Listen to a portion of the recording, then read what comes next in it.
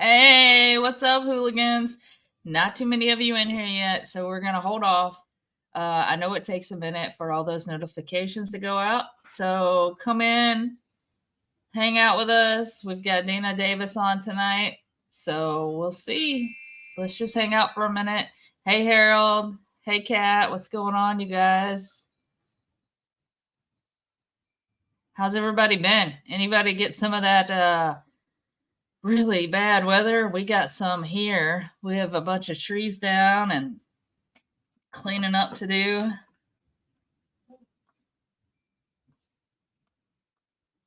All right, let's give it just a minute. I can see you guys in the comments, but it's telling me there's 0 people. So I'm going to give it a second. I might have a little short in my line. All right.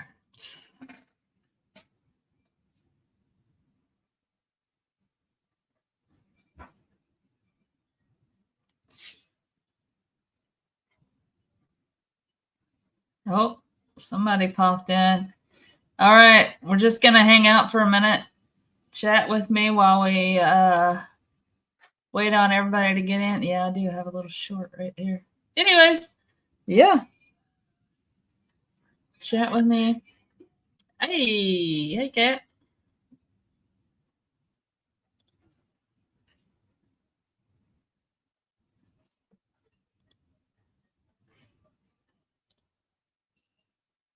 Awesome. Thank you. All right. People are starting to pop in. So we're just going to give it another minute or two. Just a couple minutes, let more people come in, and then we'll get Dina on. It's going to be awesome. I think it's going to be awesome. I can't wait to chat with her. Hey, Trinity, what's going on?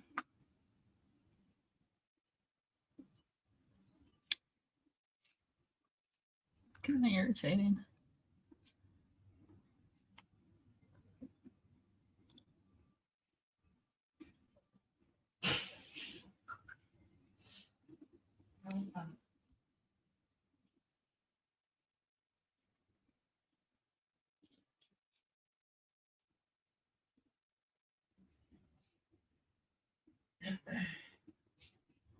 All right, guys.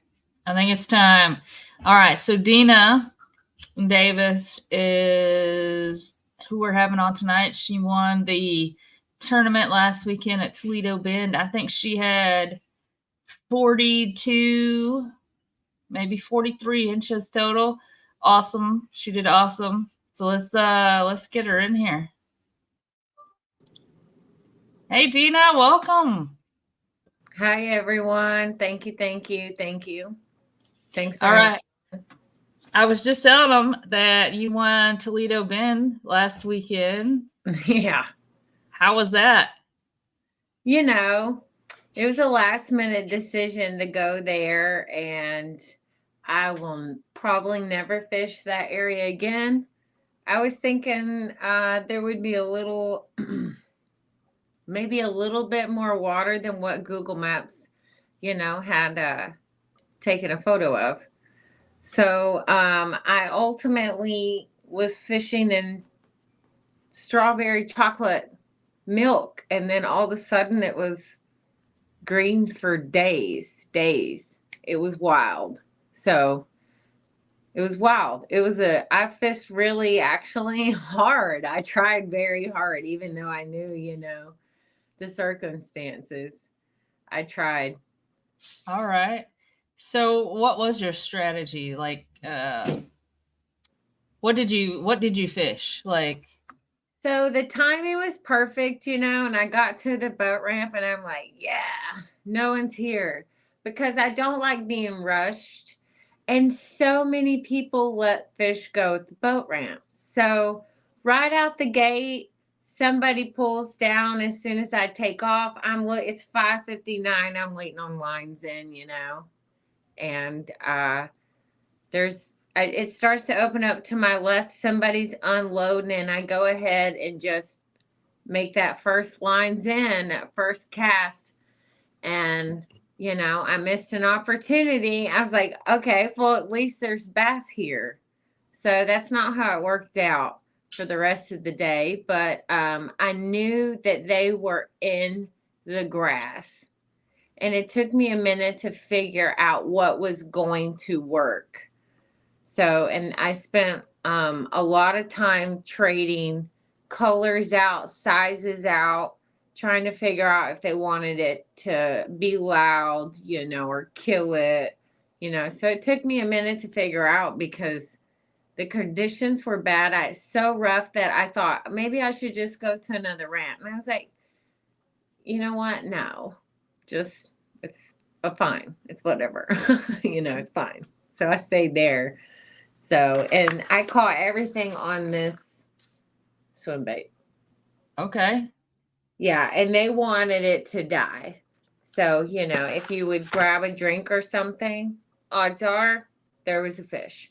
So, Okay. and it's So, really been that pattern for most of the area lakes anyway. So, I was so what kind of. did you have that like a Texas rig? How did you have that rigged up?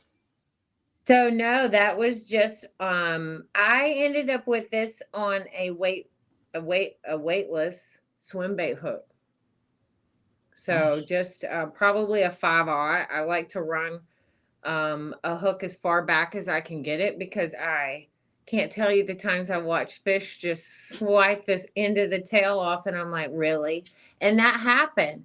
I could sit here and go through. I literally had one fish lock eyes with me, and I was like, are you kidding me? And it was right after I killed the frog. And she come out after that, and then it was like she just looked at me like, please, Uh-uh. not today. So, because I was right on top of them, try not to make noise with my trolling motor. And, it was a lot of work. I did. I fished hard. All right. How do you prepare for tournaments? Like before you go, what is like your routine?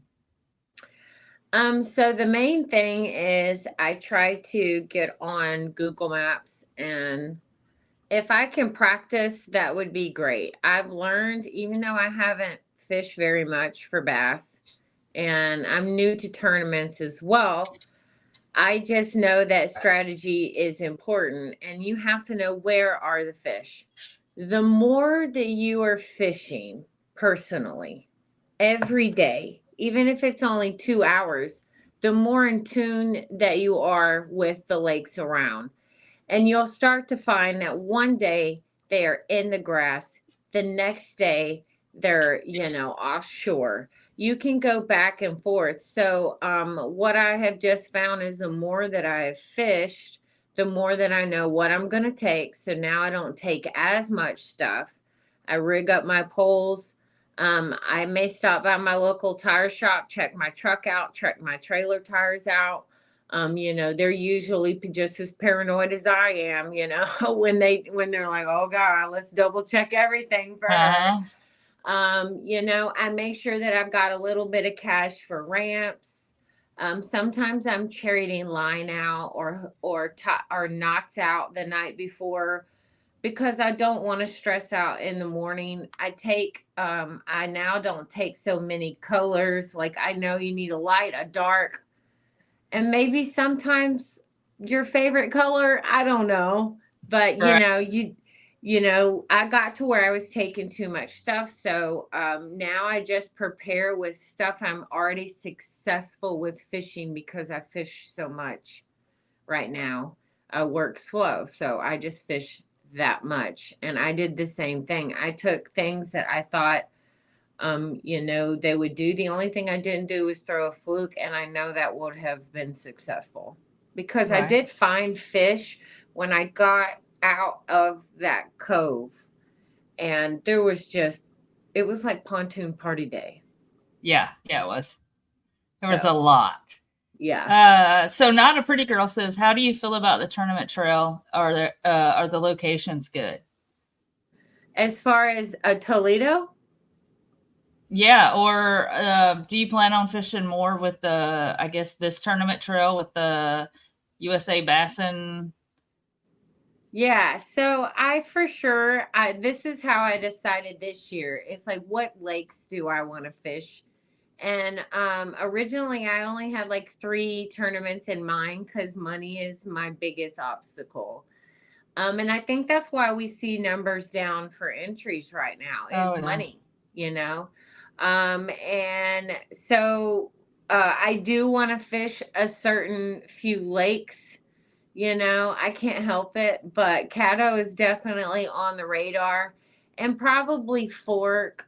I may fish Toledo again, just in a totally different area. That's how I feel about Rayburn. It's just like not the areas that I've been. I'm out because I know where my strengths are, you know.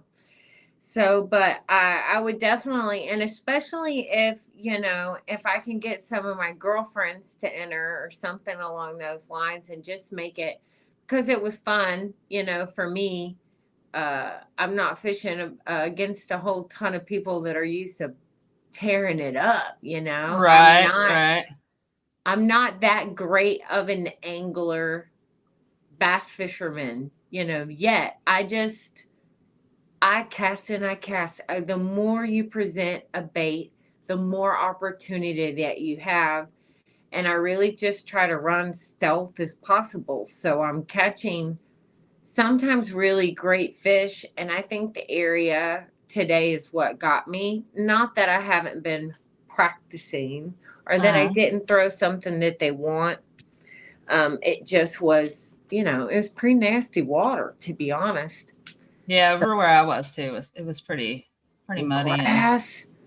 Did you get it in your, you know? constantly. Yeah, Yes.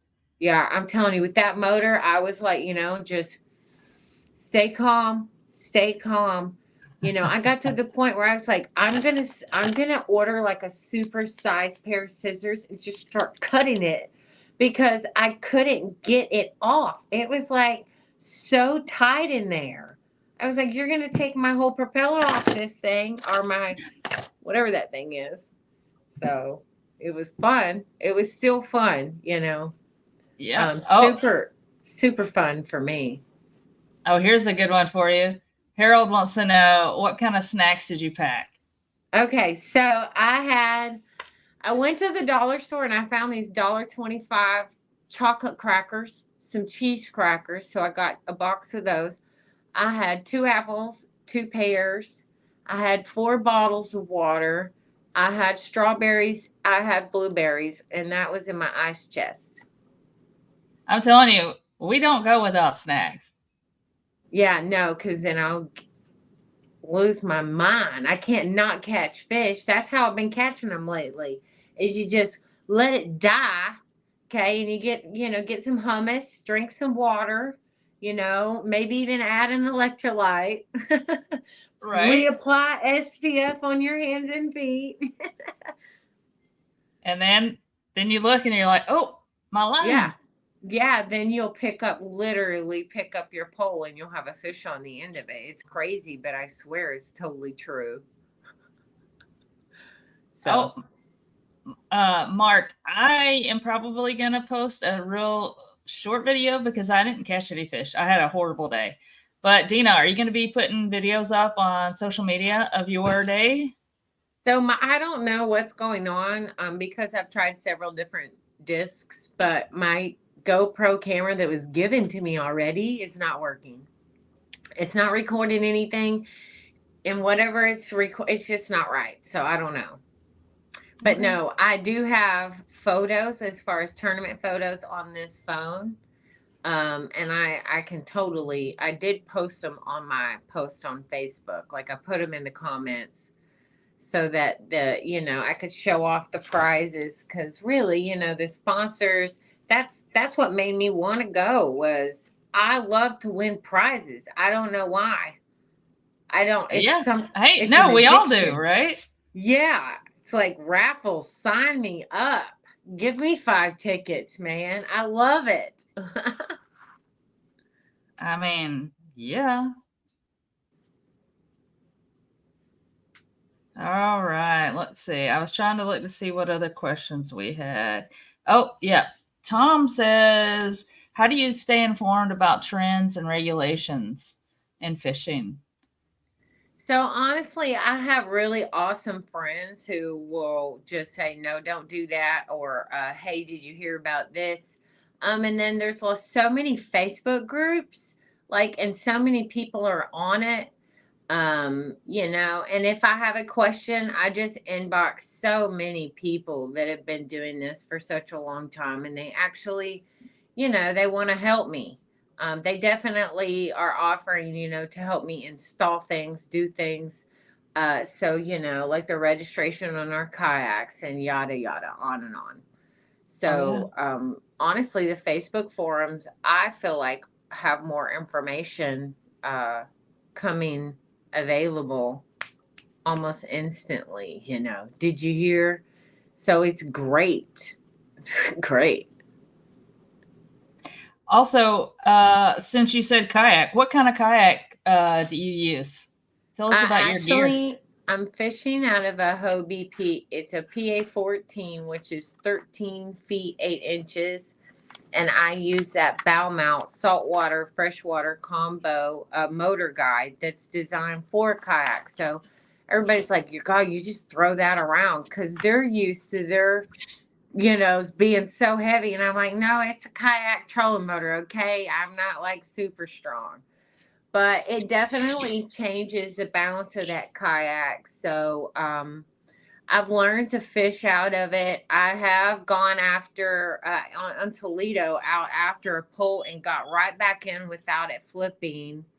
But I do like to tell people, hey, if you put a bow mount on that, when you have some circumstances such as wind direction, being with the pushback of water, like in a cove, like I was, with high winds and white caps. I mean, I flipped so fast. I cannot believe it happened. I'm still in shock. I have PTSD. That's so true. Like, I'm paranoid all the time that I'm sinking or I'm going to flip because after I flipped at PK, I Mhm. left my holes open. Oh. So then I was in a tournament in Gilmer, hauling butt to my spot, and I'm like, why are they outrunning me so bad? And then I just was like, something don't feel right. Something is not feeling right. And I hauled butt to a corner and, Hmm. had to drain myself. So, Man, I'm glad you got to the corner. yeah. Yeesh. So, but if I don't have that motor, Hobie, but my Old Town, and I haven't tried a Jackson, but my Old Town, I watch videos and people can't fish it, flip it. I'm going to try to flip it, see what happens. Yeah. I mean, those Jacksons, they're pretty stable, but I have flipped it. Have you? Just, yeah, one good time. That's all it took. So now I'm, also a little paranoid and pretty careful. Yeah, no, I feel like the lesson is the arrogance that I was feeling like so safe because it's such a large boat.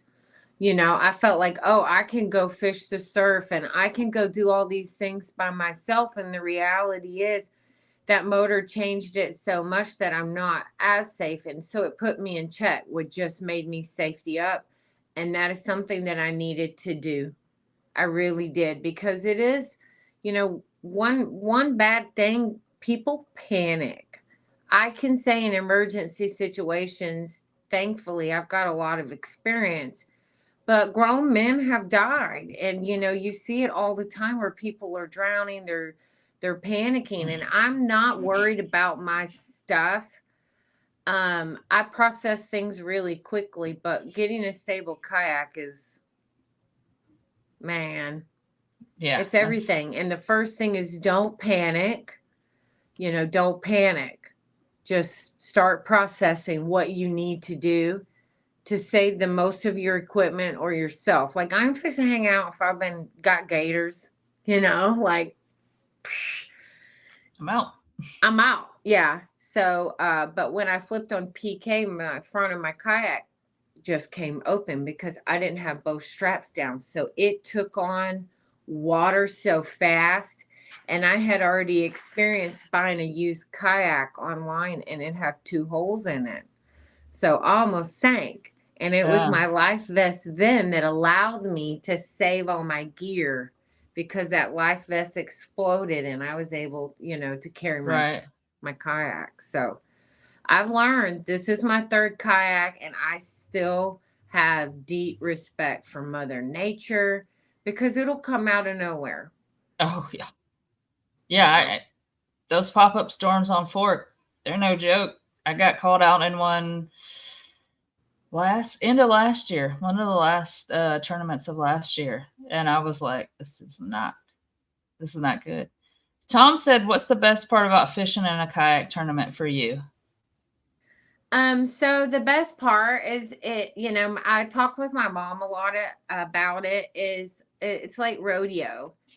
I know that I can go out on a relaxed day and catch fish where I've been fishing frequently. You'll eventually learn the lakes, right?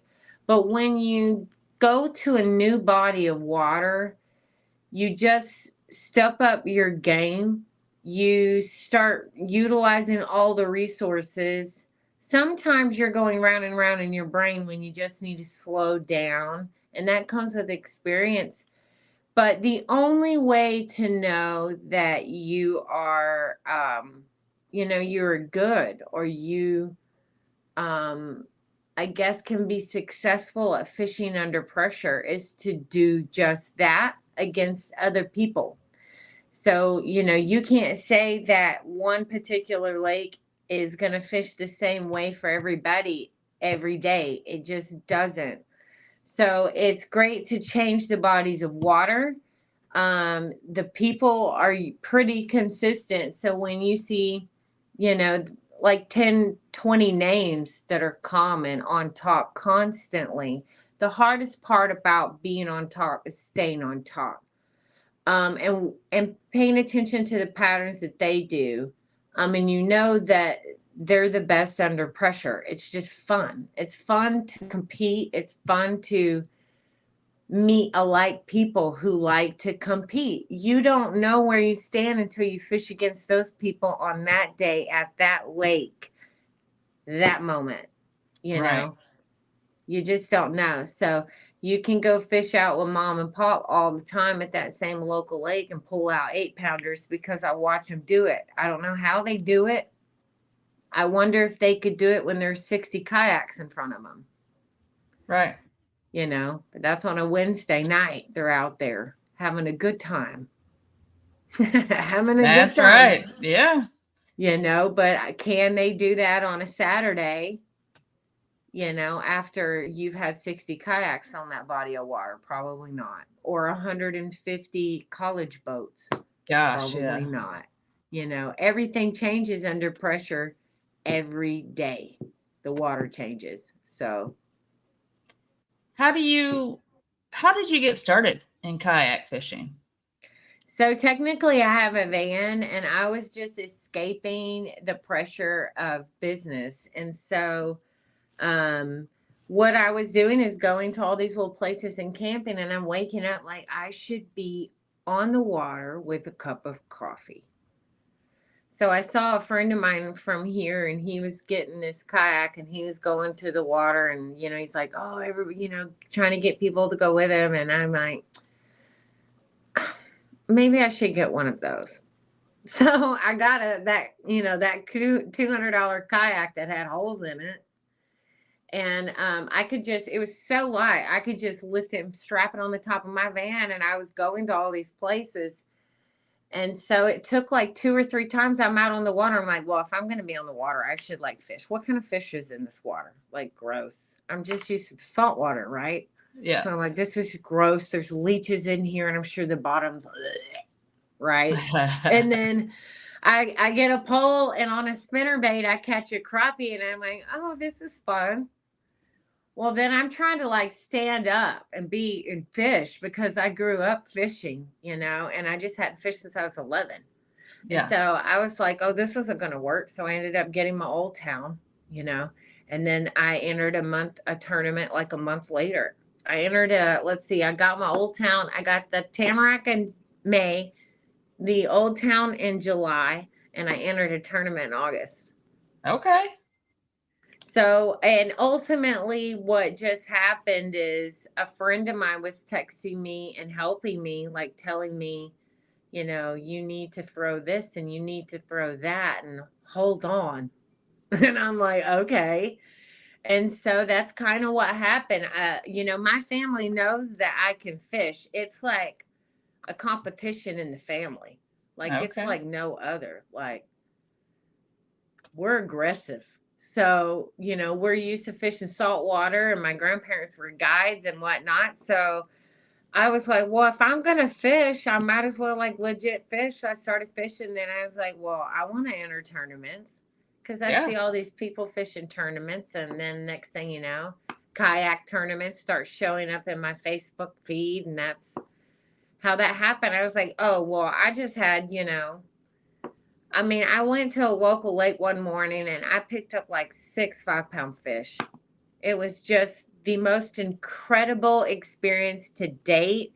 It was like I'd hook one on a frog and lose it. And by the time that frog would land and I'd catch up to the frog, I had another bass on. And I was like, I had no idea bass fishing was like this. I was like, this is awesome. Right. And then I'm like, shoot, yeah, I want to enter tournaments. And then I started meeting people, that are like me that just, I don't know, everything else disappears when you're out there. It's crazy. It's just nothing else matters. You don't need anything else, nothing.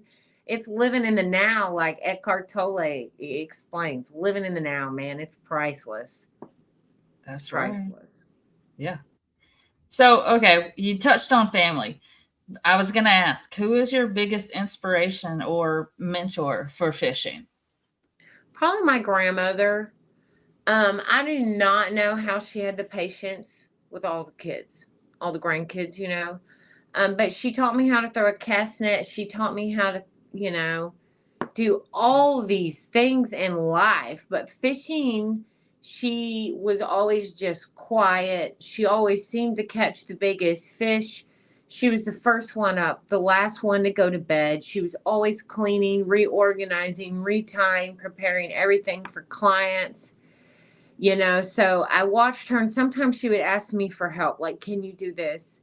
And then at one point we lived on Tri-City Beach Road 3180 in Baytown. So we grew up on the San Jacinto River and I had a pier, but it's a different way of fishing. So then I moved from San Jacinto River to Trinity Bay and we had 1,000-foot pier. We used to take a golf cart down it. So my experience with saltwater really truly was from a pier, but at night. So we would watch tides, get up, look in the binoculars, and you'd see the fish hitting the water, and you just mosey on down with one pole, a bag of towels, and you're gonna load your ice chest. So Yeah. yeah, I was spoiled. But I had no idea like bass would fight like that. I didn't know. So once I knew that was it, I was hooked. I was like, oh, well, I'm going to catch. How big do they get? Um, Hmm. you know, I want to catch them as big as I can, you know. Um, it's fun. Yeah. I love it. Um, so, what kind of advice would you give to someone looking to get into kayak bass fishing, like, or even just bass fishing? Somebody pretty new. Um, I think the main thing is choosing the right vessel because stability is everything. You don't want to lose your gear. You don't want to get bullied by boat waves and wake. You don't want to lose a fish because you weren't stable enough. You don't want to lose your gear because of weather. You don't want to lose anything because this stuff is, expensive and we kind of like our weird sounding reels even though they're oiled and we don't want to replace all this stuff. We get used to it, but it's about that vessel is everything. You've got to have room for what you want to take to the level that you want to go. If you're just going out there to have a good time and you're not going to fish open bodies of water and you're in ponds, then that's one thing. If you're in rivers, whole different ball game. You know, if you're fishing a surf, if you're fishing offshore, all these things matter. And your size matters. When I don't have that trolling motor on, I can walk all over my kayaks. I only weigh 140 pounds. But a 240-pound man loaded down in a kayak with all that gear, you know, that scares me because I have flipped and it just scares me. I don't know why. It just does. It's just emergencies can happen. And, you know, the bigger they are, it seems like the harder they fall, right? A Yeah. disaster could strike, and, you know, you got a lot more to manage when you have all that extra weight, and being in shape really is a factor. Longevity fishing tournaments, that is a factor, you know, all these things. I hope it brings people in the sense to get a healthier lifestyle because it's a lot of work. It's not like having a boat and you just go unhook it and load and unload and clean it and do your duties, you know, and it's expensive by all means. I'm not even talking about price, but I have a lot more leg work, lots of walking, carrying, lifting, loading, charging, a lot going in and out, you know, and my trailer tires and my rotors on a tinier trailer, you know, Uh-huh. I would like to upgrade a few things due to that. And that just comes with experience traveling, you know. So, but I would definitely say your vessel is the most important thing. And secondly, would just be wearing a life vest, whether you like it or not. I'm sorry. Too Yeah. bad. And you don't get to, you know, the choice between what, stopping a trolling motor, getting wet, do I have my phone in my pocket, or all these things that your brain goes through as you may flip or fall out or lose your footing, hit a stump, you know, whatever the case may be. When you go over, everything changes, and you got to think about, you know, am I going to hit a stump, or what the conditions are, and the life vest needs to be the last thing that you worry about. You just need to know that it's going to go off. So especially like in my case, when that kayak was sinking, I was a good 80 yards from any land. So I scooted it up because of that life vest, literally on my face and chest, and kicked as hard as I could. And I saved everything. If I didn't have a life vest, I would have lost everything. Right. Because it took me like 30 minutes to flip that kayak finally over enough to really drain. I had no idea, you know, water was that heavy. I mean, I knew, but I did know. Right. Yeah, it's crazy trying to flip those kayaks back over. And that's what I tell people, when you first get a kayak, go out and flip it on purpose. Get Yep. your Go practice flipping it. Go practice getting back in it. You know, do it in a pool if you need to. But Yep. practice that.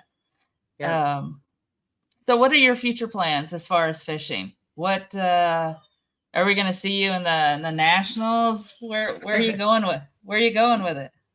So for me, I feel like this year I'm just gonna pick and choose, and when I can afford to fish, I'll go.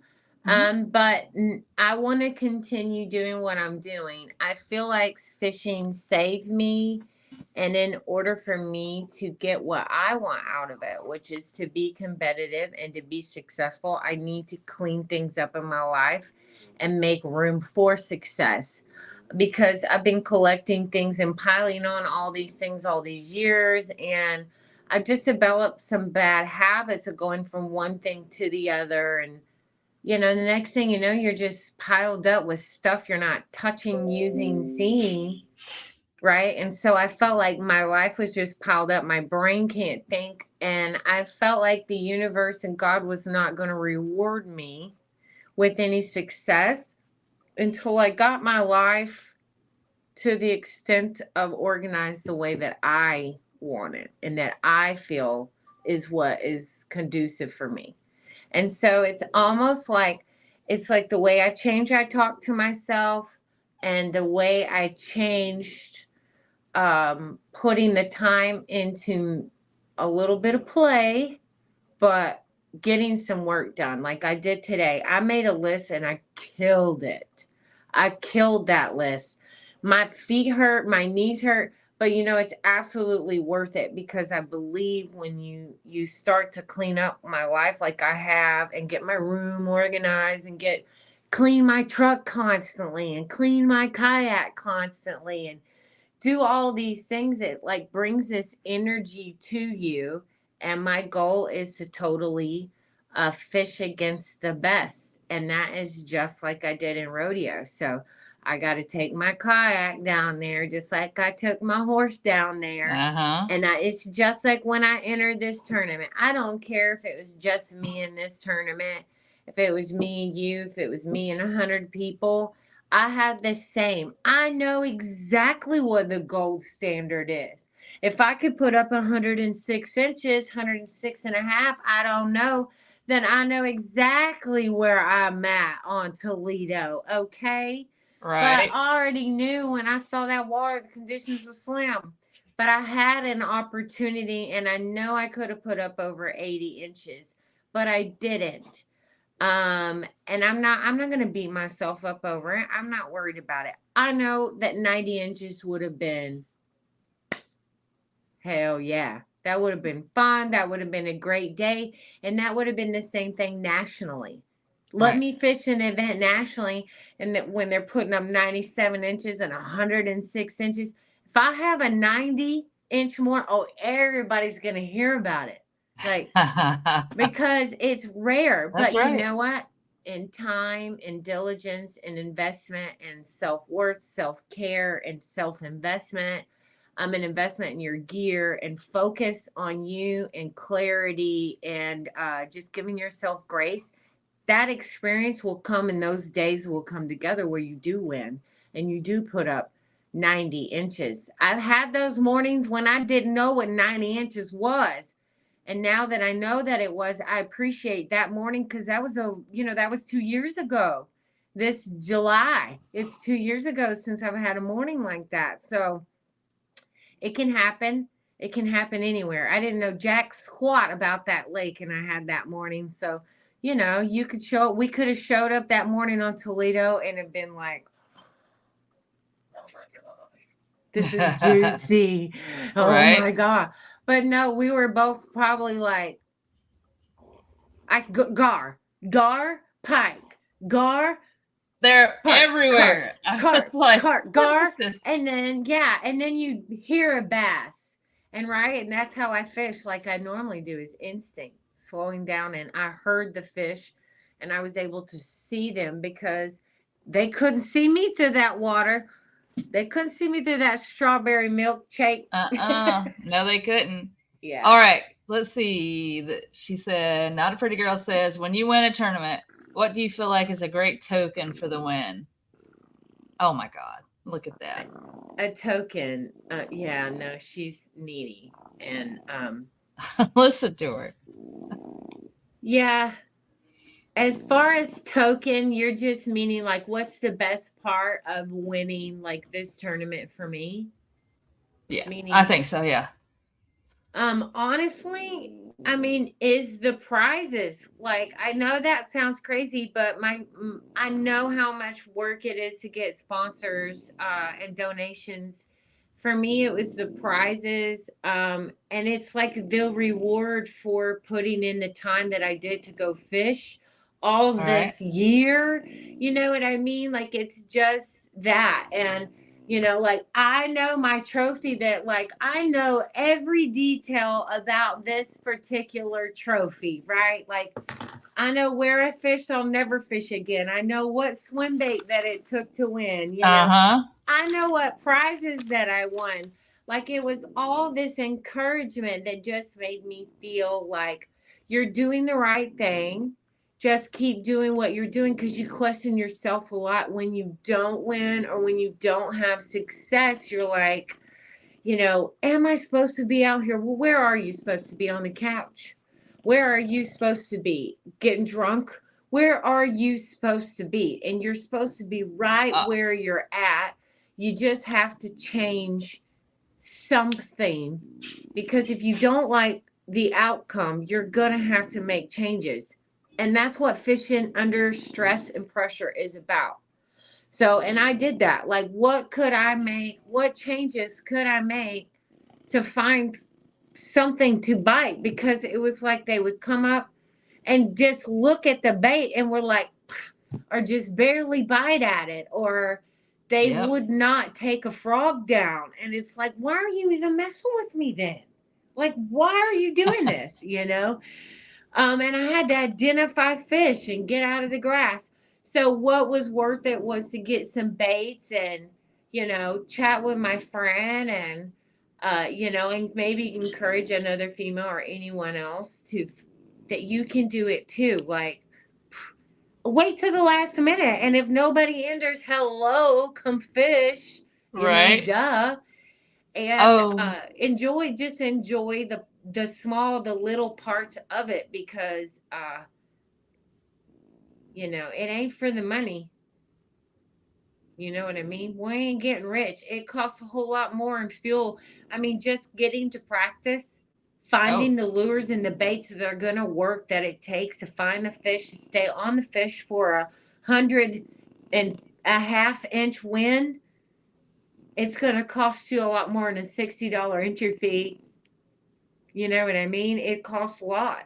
So that investment, it takes a lot to win a lot. Is all I can say. And when those dues are paid, good for them. But right. it's just worth it for me, all of it.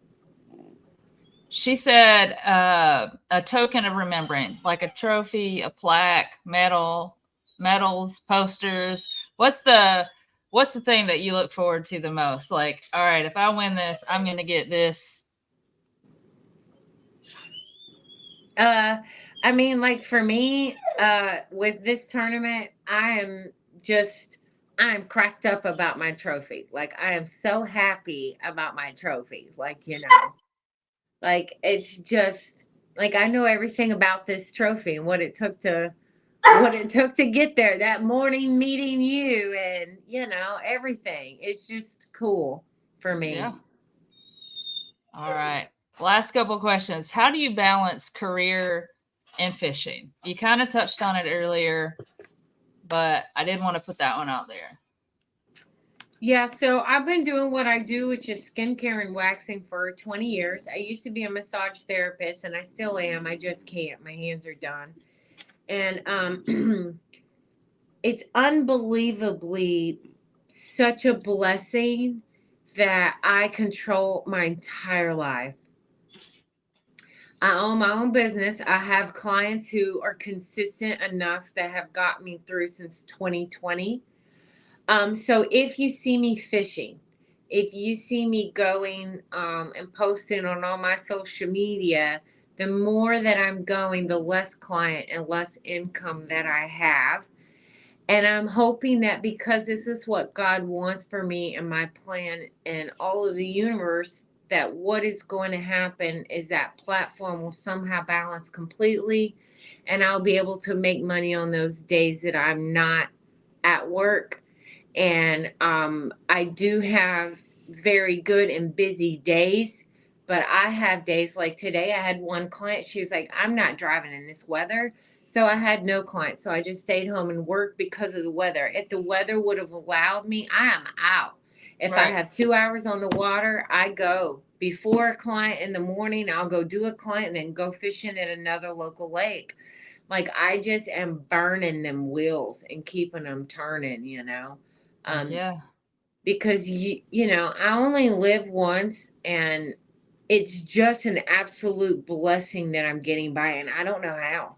I do not know how. It's like God and the universe just provide. It's wild. Very wild. All right. All right. If you could fish anywhere in the world, where would you fish? I really want to go fish for some halibut. All I right. do. I do. And I also know Costa Rica is definitely up on my list. You know, um, So yeah.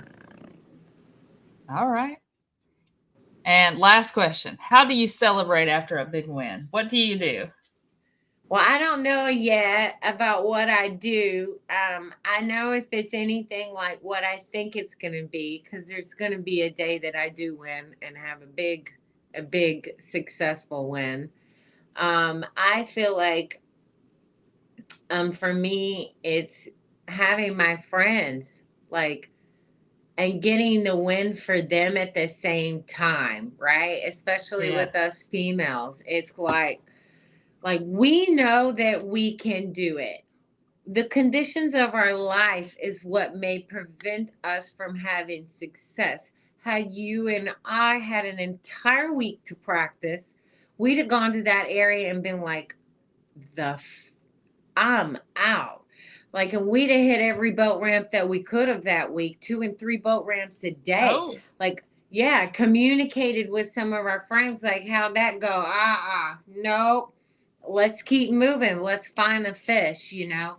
I think it is really more about the camaraderie, and seeing people have that success, finally, because they put in the time and they put in the work, because we absolutely. understand what it takes. Each and every one of us know exactly what it takes to be successful, because you do have to put in the time, the work, the money, the energy, you know, all It's of it. true. Yeah, absolutely.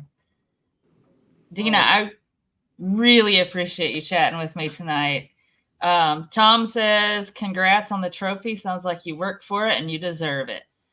Yes, no, I totally did. And that's one thing that I was like really proud of myself was I didn't know what time it was, and I was back out there ripping grass out of my motor, and I was like, I don't when I fish, I don't pay attention to what's going on, like on the leaderboard, never. Like I don't have time for that. I don't even have the service to get my fish uploaded. So I'm stressed out about my battery. And I feel like I overheated. Like I really struggled the last 3 days to get my body. I felt like I overheated. So I looked up and I was like, it's 2 o'clock. I'm like, Jesus, time flew because I was hunting fish. I was just trying to find them in that water. And it's like my sonar is like, Yeah. Oh, no, I feel you. I didn't find any. Only thing yeah, I I found were mean, those pike. they weren't anywhere. You had to hunt them up and show them a bait that was like, I am dead. And then, you would pick up a fish. It was crazy. So I'm very happy. Yeah, I was very happy. Thank you. And that I did just fish that I really tried. So, and I always will. Always. And I super appreciate you fishing. I appreciate you coming on here tonight.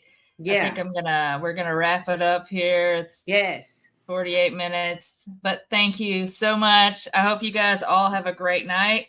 And we're Yes. out of here. Good night, Thank you guys. for having me. Thank you so much.